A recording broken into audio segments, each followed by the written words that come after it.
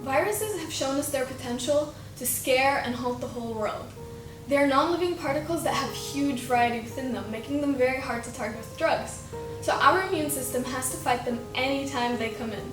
But how does it do that? Let's take a closer look.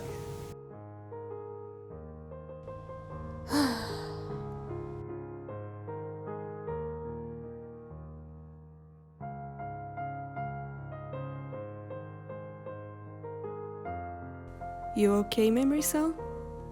Yeah, just remembering the Great War and all the sacrifices my brothers and sisters made. Only memory cells like me made it out of that war. Wow, how did the war start and what happened? Well, the war started before I was born, when an evil virus we'd never seen before, called COVID-19, entered our home and started invading specific cells, using their resources to multiply. The virus wanted to take over all the cells it could, but see, we take these invasions very seriously. So we counterattacked with our non-specific or innate response plan, where we attack all pathogens the same way. The infected cells released small proteins called interferons.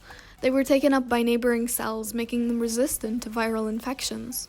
Phagocytes were also deployed. They gobbled up viruses and displayed parts of them on MHC2 molecules on their cell membrane. This slowed the spread of damage, but it still wasn't enough. So it was good that we had another trick up our membrane, the specific or acquired response plan.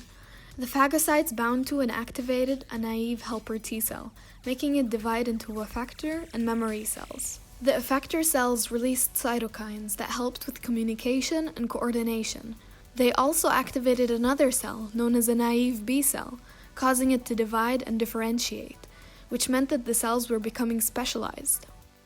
Plasma and memory B cells were formed. The plasma cells produced antibodies, up to 2,000 of them per second per cell. The antibodies bound to the viruses in the blood and lymph, making them agglutinate, or stick together, and marking them for death by phagocytosis. We also had another fighter, called cytotoxic T cell. He could find infected cells and kill them by releasing perforin and granzymes, which created holes in the infected cell's membrane and triggered apoptosis. All the viruses in the cell were released and were in danger from the antibodies. And that's how the body's army eventually defeated that virus. Memory cells like me were left behind to ensure that if the virus ever came back, it would be taken care of quickly and under the radar, so the body stays healthy. We take our immune system for granted when it does a lot of heavy-duty processes. So if you feel good today, you can thank the cells of your immune system for their service.